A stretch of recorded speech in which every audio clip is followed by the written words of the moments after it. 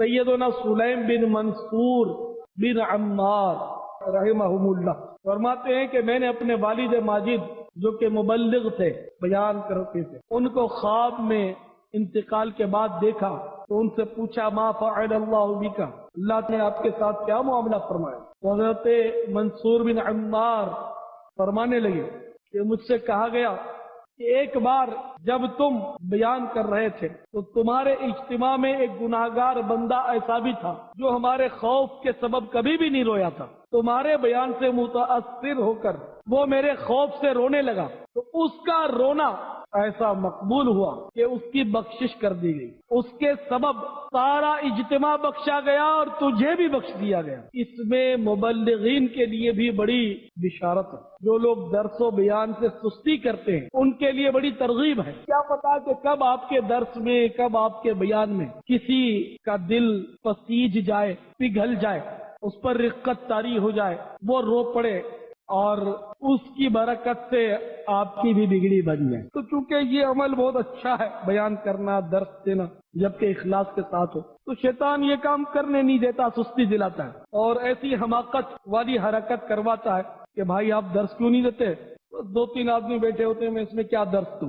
ارے اللہ کے بندے، تجھے معلوم نہیں کہ جس نبی کا تم کلمہ پڑھتے وہ ایک ایک آدمی پر محنت کرتے تھے، ایک ایک شخص کو جا کر نیکی کی دعوت پیش کرتے تھے۔ ہمارے آقا صلی اللہ علیہ وسلم تکلیفیں اٹھاتے تھے، لوگ گالیاں دیتے تھے، پتھر مارتے تھے اور ان کو جا کر سمجھاتے تھے، اور تم دو تین آدمیوں میں تم سے بولا نہیں جاتا، تم بہت بڑے آدمی بن گئے، تمہیں ہزاروں کا اجتماع چاہیے جب تم اپنے فن خطابت سے جوہر دکھانا چاہتے ہیں۔ اس کا مطلب تم اللہ کے لیے نہیں کر رہے، تمہیں نام و نمود چاہیے، تمہیں مزہ آنا چاہیے کہ زیادہ لوگ ہوں، واہ واہ ہوگی اور لوگ داد دیں گے، تحسین دیں گے۔ تو بھائیوں، 100 آدمی ہو یا ایک آدمی، درس و بیان میں سستی نہیں کرنی چاہیے کہ کیا پتا کب مقبولیت کی گھڑی ہے، اور جو بات نفس پر گراں گزرتی ہے اس کا تو زیادہ ثواب ہو سکتا ہے کہ 1000 آدمیوں میں بیان کرنا مقبول نہ ہو اور ایک آدمی کے سامنے درس دینا مقبول ہو جائے، کہ جب ہزاروں کا اجتماع ہوتا ہے اور ایکو ساؤنڈ لگا ہوتا ہے تو ہر ایک چاہتا ہے کہ میں اس میں بیان کروں، ہر ایک کا جی چاہتا ہے کہ میں بولوں بس،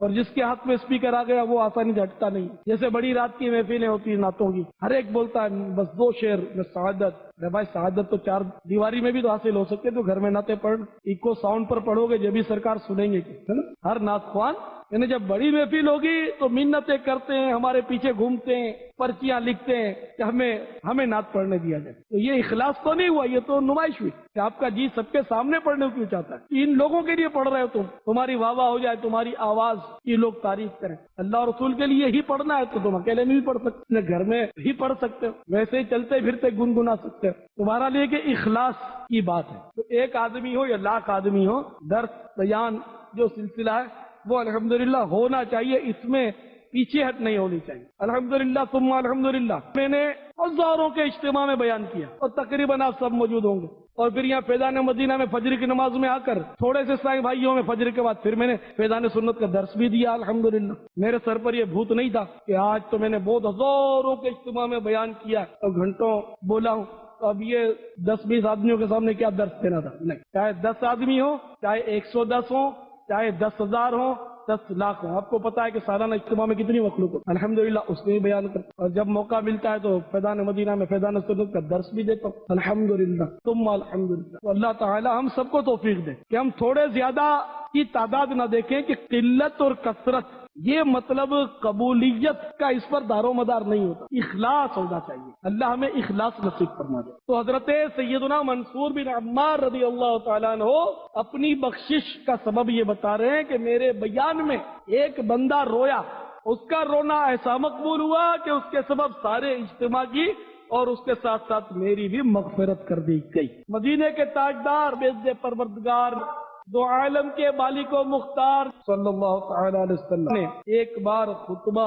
ارشاد فرمایا، آپ کے سامنے ایک شخص رونے لگا، تو آقا صلی اللہ علیہ وسلم نے ارشاد فرمایا کہ اگر آج تمہارے تمام اہل ایمان موجود ہوتے جن کے گناہ پہاڑوں کے برابر ہوتے تو اس شخص کے رونے کی بدولت ان سب کی بخشش ہو جاتی، اور یہ اس لیے کہ فرشتے دعا کرتے ہیں کہ اے اللہ، جو لوگ نہیں روئے ہیں ان کے بارے میں رونے والوں کی شفاعت قبول فرما۔ معلوم ہوا کہ ایک شخص بھی اگر پورے اجتماع میں رو جائے اخلاص کے ساتھ خوف خدا کے سبب، تو سب پر کرم ہو جاتا۔ اور اس سے یہ بھی پتا چلا کہ رونے کی بڑی فضیلت ہے۔ خوف خدا سے رونا یہ بارگاہ خداوندی میں بڑا مقبول ہے، اور یہ اصول بھی ہے کہ جب تک بچہ روتا نہیں ہے ماں دودھ نہیں پلاتی، تو جب بچہ روتا ہے تو ماں کا دودھ جوش مارنے لگتا ہے، اور جب بندہ گناہگار روتا ہے تو اللہ کی رحمت کے پھول کھلتے ہیں۔ رونے والی آنکھیں مانگو، رونا سب کا کام نہیں، ذکر محبت عام ہے لیکن سوز محبت عام نہیں۔ تو اللہ کے مقبول بندے بہت روتے تھے۔ ارے اللہ کے محبوب صلی اللہ تعالی علیہ وسلم کے رونے کا حال پڑھیے کہ وہ معصوم ہیں، بخشے بخشائے ہیں، جسے چاہیں گے اسے بخشوا دیں گے، مالک جنت ہیں، ساقی کوثر ہیں۔ اللہ تعالی نے جو کچھ پیدا فرمایا ہے اس سب کے مالک و مختار ہیں باذن پروردگار، پھر بھی رونے کی حالت ملاحظہ فرمائیں۔ چنانچہ حدیث شریف میں ہے کہ ایک بار مدینے کے تاجدار صلی اللہ تعالی علیہ وسلم نے یہ آیت مقدسہ پڑھی، تُعَذِّبْهُمْ فَإِنَّهُمْ عِبَادُكَ وَإِن تَغْفِرْ لَهُمْ فَإِنَّكَ أَنْتَ الْعَزِيزُ الْحَكِيمُ۔ ترجمہ کنز ایمان، اگر تو انہیں عذاب کرے تو وہ تیرے بندے ہیں، اور اگر تو انہیں بخش دے تو بے شک تو ہی غالب حکمت والا۔ یہ آیت مقدسہ پڑھی تو پیارے آقا صلی اللہ علیہ وسلم پر گریہ طاری ہو گیا اور روتے رہے۔ اللہ کے اور ایک معصوم نبی سیدنا داؤد علی نبینا وعلیہ الصلوۃ والسلام کے تو رونے کا عالم یہ ہوتا تھا کہ جب پانی پیتے تھے تو اس میں آدھو آدھ آنسو مل جاتے۔ حضرت زرارہ بن ابی اوفا رضی اللہ تعالی عنہ نے ایک بار نماز پڑھائی، پہلے کے امام بھی کیسے ہوتے تھے، نماز پڑھائی، امامت فرمائی، اور نماز میں یہ آیت سورہ مدثر کی تلاوت کی، وَإِذَا نُقِرَ فِي النَّاقُورِ۔ ترجمہ کنز ایمان، پھر جب سور پھونکا جائے گا، اسرافیل علیہ السلام سور پھونکیں گے، ساری مخلوق جب مرے گی، سور پھونکنے کے روایتیں ہیں، قیامت کے قریب سور پھونکا جائے گا۔ تو اس آیت کو پڑھا تو وسو قیامت کا منظر سامنے آ گیا ان کے۔ تو جیسے ہی انہوں نے یہ آیت پڑھی، نماز پڑھاتے پڑھاتے، امامت کرتے کرتے آیت پڑھی، گڑام سے گرے اور ان کی روح صفت عنصری سے پرواز کر گئی۔ کیسے پیش امام تھی، کیسی مقبول نماز ہے۔ خوف خدا سے دم توڑنا اس کی تو بات ہی کیا ہے، چاہے وہ نماز میں ہو یا نماز میں نہ ہو۔ وہ حضرات اس قدر رقیق القلب ہوتے تھے اور اللہ تعالیٰ سے اس قدر ڈرتے تھے اور ایسا روتے تھے۔ یاد خداوندی میں رونا، خوف خداوندی سے رونا، یہ اللہ کی بارگاہ میں بے حد پسندیدہ۔ ایک حدیث شریف میں ہے کہ اللہ تبارک و تعالیٰ نے جہنم کی آگ کو رونے والی آنکھ پر حرام فرما دیا ہے، اور جس شخص کے چہرے پر آنسو بہتے ہوئے آ جائیں اس چہرے کو ذلیل و رسوا نہیں کیا جائے گا۔ نیز ہر نیک عمل کا ثواب مقرر ہے مگر آنسوؤں کا ثواب بے حساب ہے، کیونکہ آنسو تو آگ کے سمندروں کو بجھا دیتے ہیں۔ اور اگر میری امت کا ایک فرد خوف الہی سے روئے تو اللہ عز و جل اس کے رونے کے سبب ساری امت پر رحم فرماتا ہے۔ قربان اللہ کی رحمت پہ، اے کاش ہمیں بھی اس کی یاد میں رونا آئے، اے کاش اس کے خوف سے ہماری بھی آنکھ نم ہو جائے، ورنہ غم دنیا میں تو اشک باری ہوتی رہتی ہے۔ اولاد کی محبت میں روتے ہیں، بے روزگاری میں روتے ہیں، بیماری سے روتے ہیں، پریشانی سے روتے ہیں، میت ہو جائے تو پھوٹ پھوٹ کے روتے ہیں۔ اللہ کے خوف سے ہمیں رونا نہیں آتا، عذاب قبر کے ڈر سے ہمیں رونا نہیں آتا، قیامت کی ہولناکیوں کو یاد کر کے ہمیں رونا نہیں آتا، اس کے پیارے محبوب صلی اللہ تعالی علیہ وسلم کے عشق میں ہمیں رونا نہیں آتا۔ افسوس ہمارے آنسو غم دنیا میں برباد ہوئے جا رہے ہیں۔ جو آنکھ کے روتی ہے غم عشق نبی میں، جو آنکھ کے روتی ہے غم عشق نبی میں، یا رب نہ اسے اور کسی غم میں رلانا۔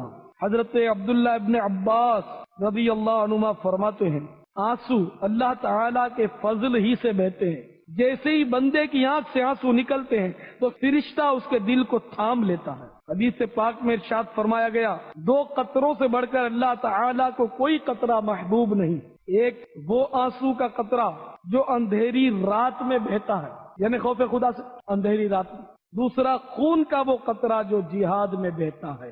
زیاد نمیری رضی اللہ تعالیٰ عنہ سے مروی ہے کہ اللہ تعالیٰ نے بعض کتابوں میں، اپنی بعض آسمانی کتابوں میں ارشاد فرمایا ہے، جو بندہ میرے ڈر سے روتا ہے اس کا ثواب یہ ہے کہ میں اپنے عذاب سے اسے پناہ دیتا ہوں، اور وہ بندہ جو میرے خوف سے روتا ہے اس کے عوض میں اسے جنت میں ہنسی عطا کروں گا۔ تو ہے کہ ہمارا تو قرآن پڑھنے میں دل ہی نہیں لگتا، ترجمہ تو آتا ہے نہیں۔ کنز ایمان شریف تو الحمدللہ ہر گھر میں موجود ہوگا غالباً ہمارے سارے بھائیوں کے، لیکن کھول کر شاید ہی کوئی دیکھتا ہو۔ تو موٹی موٹی ناولوں کی کتابیں پڑھنے سے فرصت نہیں، ڈائجسٹیں پڑھنے سے فرصت نہیں، یہ باریک باریک کیڑی مکوڑی جیسے الفاظ والے اخبار لے کر گھنٹوں بیٹھے رہتے ہیں، لیکن قرآن پاک کی ایک رکوع نہیں پڑھی جاتی۔ ہمارے نصیب، ہمارے مقدر۔ میری درخواست پر توجہ کر لیجئے گا، ذرا سوچ لیجئے گا کہ ان گندے گندے اخباروں کو آپ گھنٹوں پڑھتے ہوں گے تو زہ نصیب تھوڑا سا وقت نکال کر، اسی طرح شاید ہماری عادت پڑ جائے تلاوت کی ترجمہ اور تفسیر کے ساتھ، آپ انشاءاللہ اس کی برکتیں دیکھیں گے۔ اگر نہ دیکھیں تو مجھے کہنا۔ کیا خیال ہے، میری یہ درخواست منظور ہے؟ جزاکم اللہ خیرا۔